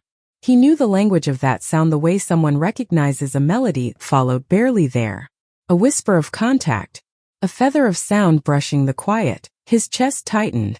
The room felt suddenly smaller, as if every wall leaned closer, pulling him into the moment. For a second, fear flickered through him. Not fear of danger, but fear of hope. Hope was the one thing he wasn't fully ready for. Hope carried risk, weight, expectation. Hope could break you just as quickly as it could lift you. But then the third tap came. Gentle. Intentional. Trying. And something inside him rose to meet it. He walked toward the shared wall slowly, each step measured, his heartbeat echoing in his ears like someone knocking from the inside. He knelt down, placing his ear against the cool surface, listening. Nothing but silence now, the kind of silence that holds its breath. He tapped back. Just once. Softly. Then waited. Seconds stretched. Then, a fourth tap. Lighter, like someone using just the tip of a finger. His breath left him in a shaky exhale. It took everything in him not to sink against the wall completely. He steadied himself with one hand on the floor, letting the moment settle around him like a fragile miracle. He whispered, "Are you there?" Even though he knew she couldn't hear the words. The tone alone carried something. The acknowledgement. The recognition. The longing wrapped in gratitude. For a few heartbeats the wall stayed quiet. Long enough for him to think maybe he imagined the whole thing. Long enough for doubt to creep back in. Long enough for all the old fears, abandonment, disappointment, loss to stir in the shadows. And then, the faint scrape of paper. Soft. Deliberate. Moving from the other side of the wall. The sound traveled downward toward the baseboard, toward the edge of flooring where it met the plaster. He pressed his palm flat against the wall again, trying to orient himself to the movement he couldn't see. Then from under the door, something slid forward. A small rectangle. Folded. Familiar. He stared at it before touching it, as if afraid it might vanish if he moved too quickly. His hand shook as he reached for it, fingers brushing the edges of the paper he'd once believed would never come again. He unfolded it slowly, carefully, almost reverently. Inside, in the same uneven handwriting he'd memorized, were 5 words. "We found a place close." His vision blurred. Not from sadness. Not from relief. From the shock of something beautiful arriving when he finally felt ready to hold it. He sank back against the wall, letting the note rest in his lap, feeling the magnitude of those words settle into him. She wasn't gone. She wasn't lost in the city's endless shuffle of lives trying to survive. She was nearby. Close enough for her to find this wall again. Close enough to knock. Close enough to remember him. A small smile closed his eyes for a moment, letting everything wash over him. The months of silence. The slow rebuilding. The days of questioning. The nights of aching. And now this tiny message holding the weight of everything unspoken. He tapped the wall again, 2 taps this time. Not frantic. Not desperate. Just grateful. Another paper slid under the door. His heart flipped. This one had more writing. He picked it up, hand steadier now. "I can't talk long. Mom said to wait until things feel safe. I miss drawings on the wall. Did you ever get the notebook? I hope you're still okay." He read it twice. 3 times. Each read hitting deeper. She remembered the notebook. She remembered the wall. She remembered him. He pressed the note to his chest for a moment, grounding himself before he wrote his reply. He grabbed a fresh piece of paper from the counter, clean white, unwrinkled. The contrast made his pulse quicken. He wrote, "I'm still here. And I'm okay. I saw your notebook picture at the center. I'm proud of you. Thank you for checking on me." He hesitated, then added, "You don't have to knock unless you want to. But I'm always here." He slid the note under the door, pushing it gently until it disappeared. The wall stood between them, but it didn't feel like a barrier now. It felt like a shared space, a familiar bridge. For a long moment nothing happened. And then, another note slid toward him. He unfolded it. You were the first person to listen. I didn't want to leave without saying goodbye. The breath left his chest in a slow trembling stream. He closed his eyes, leaning his forehead against the wall, letting her words melt through the cracks inside him. She had noticed him before he ever noticed himself. She had cared when he didn't know how to. She had reached out when he was unreachable. And even now, after everything, she still wanted him to know he mattered. He wrote back quickly, emotions trembling in every stroke. You gave me a reason to try again. You didn't have to, but you did. I'm glad you're close. I'm glad you're safe. He slid the note under the door and sat back, hands in his lap, breathing softly. He wasn't expecting another reply right away. He knew kids lived in bursts, here one moment, distracted the next. He knew she might be called away, or have homework, or simply drift back into her world. But another piece of paper appeared instantly. This one was smaller, torn from a notebook. A little uneven. Inside was a single sentence. Mom said we can visit someday. He froze. Then read it again. And again. Visit. Someday. Not never. Not maybe. Someday. He felt something warm break open in his chest. Relief mixing with hope. Gratitude blending with disbelief. He pressed the note against the wall like a tiny vow. He whispered, whenever you're open enough for light to slip through. The wall had changed again. It used to be a wound. Then it became a memory.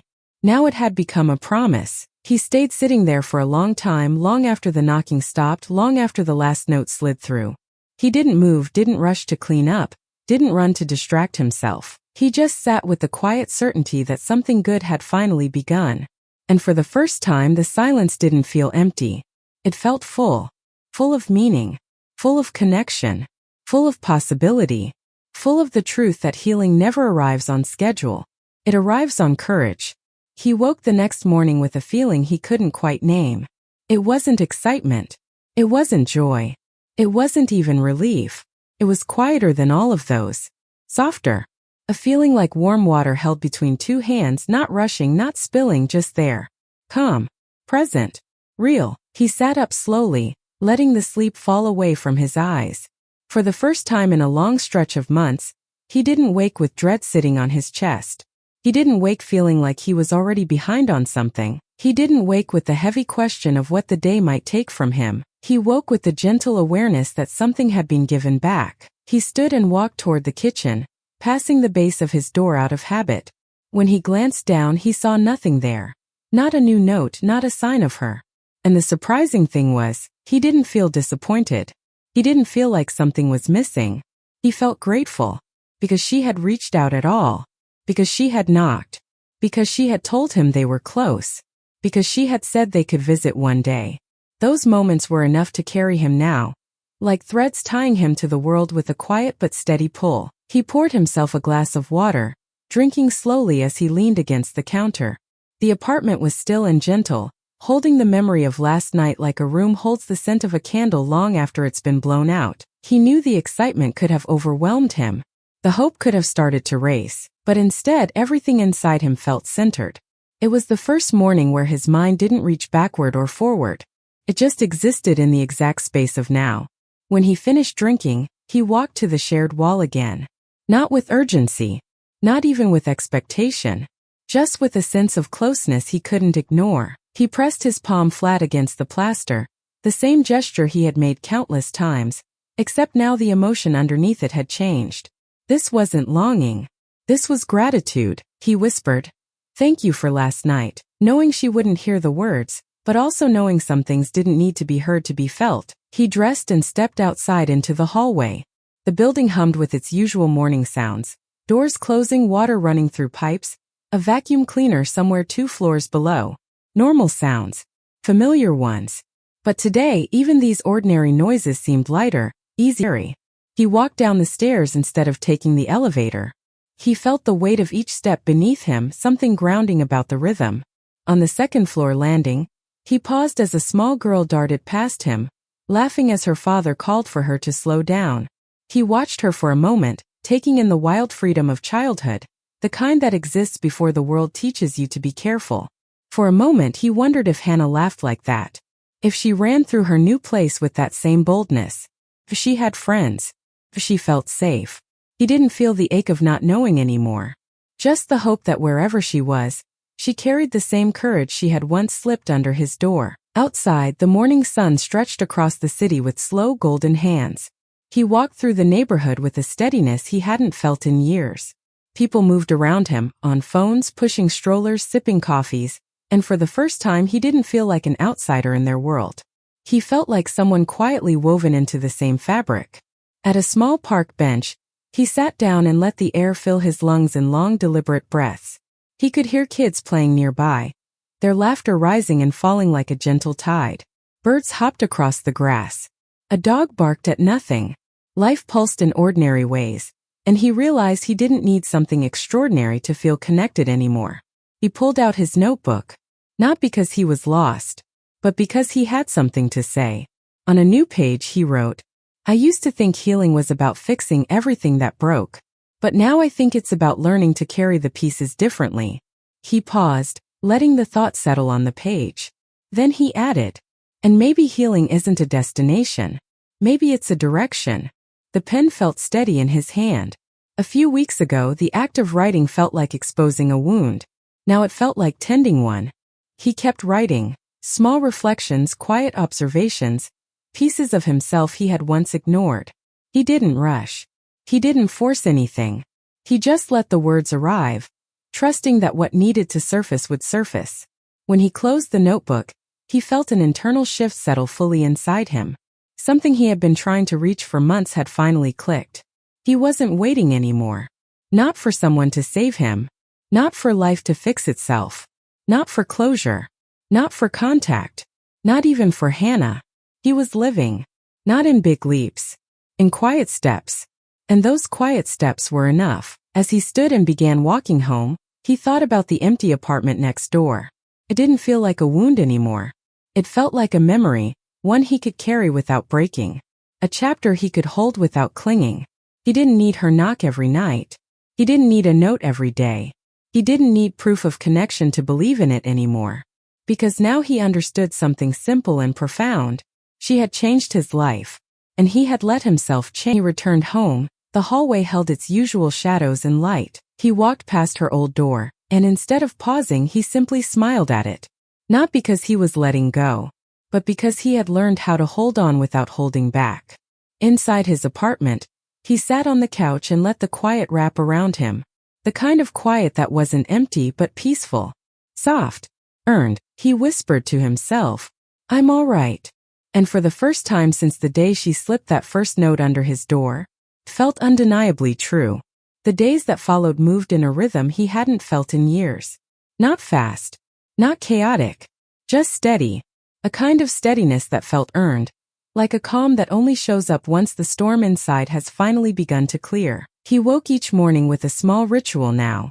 Stretching his arms overhead. Opening the blinds. Letting the light in. Letting the world in. Letting himself in. These tiny actions weren't profound on their own, but together they formed a thread of intention he had never held before. He wasn't surviving anymore. He wasn't bracing. He wasn't hiding. He was showing up. Some mornings he still found himself pausing at the shared wall, resting his hand against it. Not with longing or sadness but with gratitude. He didn't wait for knocks. He didn't expect notes. He simply honored the story that had begun there and the change it had sparked in him. The wall had become a reminder, not of what he lost, but of what he found in himself. He started stepping outside more. Not to escape. To participate. He took slow walks through the neighborhood, letting the world imprint itself on him the way he once refused to let it. He noticed the way the corner store employee always hummed softly while stocking shelves. He noticed the stray cat that lived near the dumpsters but wandered closer now that he crouched low and offered gentle fingers. He noticed the couple that argued every Tuesday morning and made up every Wednesday afternoon. Life was happening all around him, messy and beautiful in the same breath, and he no longer felt like a ghost passing through it. One afternoon, walking past the community center, he saw a volunteer he recognized from his earlier visit. She waved, smiling the kind of warm smile people reserve for someone who's becoming familiar. He waved back. It was simple, normal. But it felt like another quiet piece of healing slipping into place. Later that week, he finally visited a therapist whose number he'd been holding on to for months. The waiting room smelled faintly of mint and old magazines, but he didn't turn around or make excuses. He sat, he waited, he breathed. When he finally spoke about his childhood, about the loneliness he'd swallowed for decades, about the wall that once held him up, his voice shook. Not from shame but from release. Each word felt like setting something heavy down on a table with gentle hands. After the session, he stepped back onto the sidewalk feeling both lighter and exhausted, the wails after rearranging furniture inside the mind. He kept going. He visited his sister again. They talked for hours, weaving through years of distance with the slow grace of people who still cared even after forgetting how to show it. He told her he was trying. She told him she was proud. They cried a little, laughed a little, and when he hugged her goodbye, the hug didn't feel forced or obligatory. It felt like coming home to someone he forgot was waiting. He didn't know when it happened, but one evening he realized weeks had passed without him collapsing into the old quiet that once swallowed him whole. He still felt sadness some days, but it didn't control him. He still felt loneliness sometimes, but it didn't define him. Healing hadn't made him unbreakable. It had made him honest. He sat at his table that night, notebook open, pen resting lightly between his fingers. He wrote a simple line across the top of the page. "I'm ready for tomorrow." He didn't know what tomorrow held, but he didn't fear it anymore. As the sun faded, the apartment settled into its soft night glow. He placed the notebook aside and walked to the window. The city flickered below him, streetlights blinking awake, cars forming long ribbons of headlights, pedestrians moving like shadows through the fading light.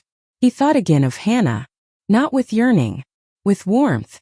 He wondered how she was adjusting to her new place, whether her mother found steadier work, whether she still drew stars in the corners of her notebooks, whether she remembered to take care of her shy little plant. He didn't imagine a dramatic reunion. He didn't hold on to fantasies. He just held on to the truth that they had touched each other's lives in a way neither of them expected. And that truth didn't need constant proof to remain real. A few days later, an envelope appeared under his door. He recognized the handwriting instantly. His breath caught softly, not from panic, not from shock, but from the tenderness of something gentle returning on its own. He opened it. Inside was a single drawing, a simple childlike sketch of a wall. On one side, a small figure with a ponytail, sitting on the floor with her knees hugged close. On the other side, a taller figure, hand pressed to the wall, leaning slightly as if listening to the heartbeat of the plaster. Between the two figures, scribbled in uneven pencil strokes, "Still here." That was all. No explanations. No follow-up. No promises. Just the truth she knew mattered most. He felt his throat tighten as he pressed the drawing against his chest, the same way he had held her earlier notes. But the emotion was different now. It wasn't sorrow. It wasn't longing. It wasn't ache. It was fullness. A fullness made of gratitude, connection, and a quiet kind of love that didn't need labels or roles or definitions. Just presence. He tapped the wall once, softly like punctuation on a sentence he had been writing for months. He slid a note under the door. No hesitation. No fear. Just a single sentence. "Me too." He watched the paper disappear, then went back to his table. He didn't sit down right away. He stood there for a moment, looking around at the space he once couldn't bear to inhabit. He took in the bookshelf, the framed photograph he no longer hid, the neatly arranged books he'd bought for her, the open notebook with pages filled. The room looked the same, but nothing in it was the same. His chest rose and fell with a steady breath. He didn't know when she might visit. He didn't know when life would bring them face to face again. But he didn't need certainty to remain steady. Connection was no longer the thing he feared losing. It was the thing he had learned how to keep.